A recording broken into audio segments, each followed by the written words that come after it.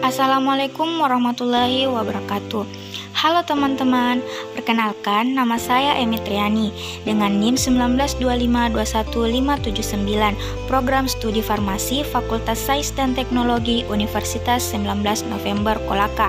Di mana video ini bertujuan untuk memenuhi tugas mata kuliah farmakoterapi 2. Sebelum itu, kasus yang saya ambil yaitu tentang ISK atau infeksi saluran kemih pyelonephritis. Pyelonephritis adalah penyakit pada infeksi saluran kemih bagian atas yang menyerang ginjal. Adapun bakteri patogen penyebab infeksi saluran kemih seringkali dapat diperkirakan, dan E. coli merupakan bakteri patogen utama. ISK atau infeksi saluran kemih dapat mengenai baik laki-laki maupun perempuan dari semua umur, baik pada anak, remaja, dewasa, maupun umur lanjutan. Selanjutnya yaitu penyelesaian kasus menggunakan metode SOAP. Oke, selanjutnya kita melangkah ke kasus. Nyonya SY, wanita berusia 28 tahun yang sebelumnya fit dan baik. Dalam 2 hari ini, Nyonya SY menggigil tiba-tiba, disertai dengan demam tinggi dan nyeri pada sendi dan otot, termasuk nyeri pinggang, yang membuatnya lebih buruk pada gerakan. Dia juga mengeluh mual, kehilangan nafsu makan, dan sakit kepala. Adapun hasil pemeriksaan, suhu 38,5 derajat Celcius, urinalisasi, tanda hematuria terang, dan bau yang tidak enak, kreatin serum 136 mikromol per liter, urea serum 8,4 milimol per liter. Dokter juga menyarankan untuk melakukan tes darah lengkap, perhitungan sel darah lengkap, kultur darah, sampel untuk urinalisis dan kultur dan USG ginjal. Dan didiagnosis pyelonephritis bakteri akut yang dikonfirmasi ketika kultur urin tumbuh Escherichia coli.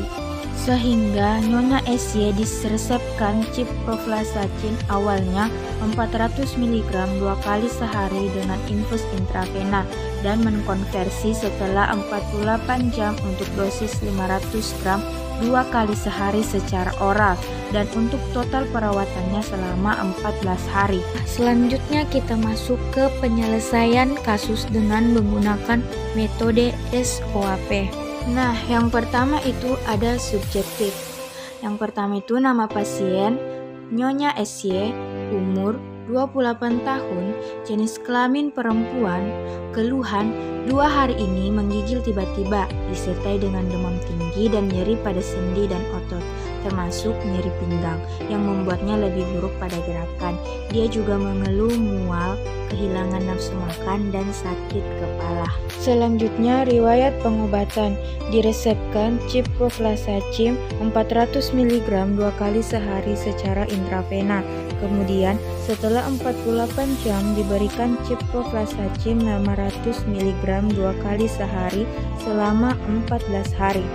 Selanjutnya, metode objektif. Dapat dilihat pada hasil pemeriksaan terhadap data klinis pasien yang tersaji pada tabel, yaitu ada jenis pemeriksaan, data pasien, data normal, serta kesimpulan. Pada suhu tubuh, Nyonya SY berada di atas normal sehingga mengalami demam, serum kreatin yang tinggi sehingga ada masalah pada ginjal, serum ureanya juga tinggi. Untuk pemeriksaan bakteri pada urin terdapat bakteri dan mengalami infeksi, dan untuk pemeriksaan urinalisis terdapat hematuria dan terjadi infeksi.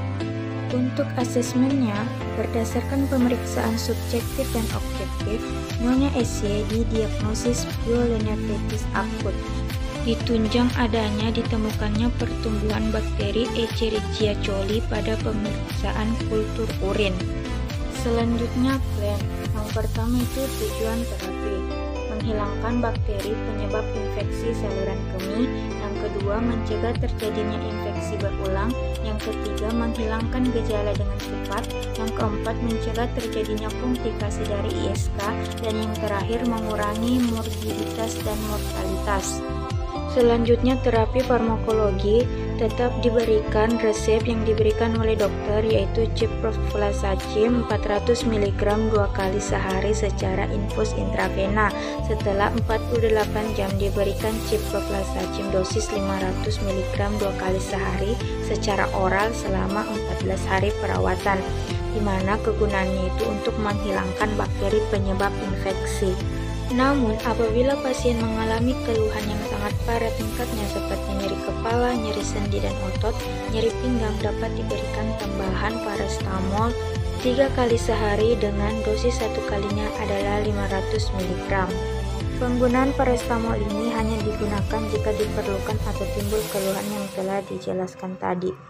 Kemudian lakukan monitoring terhadap efektivitas obat terhadap pertumbuhan bakteri dengan melakukan pemeriksaan fisik dan uji urinalisa apakah bakteri berkurang atau tidak.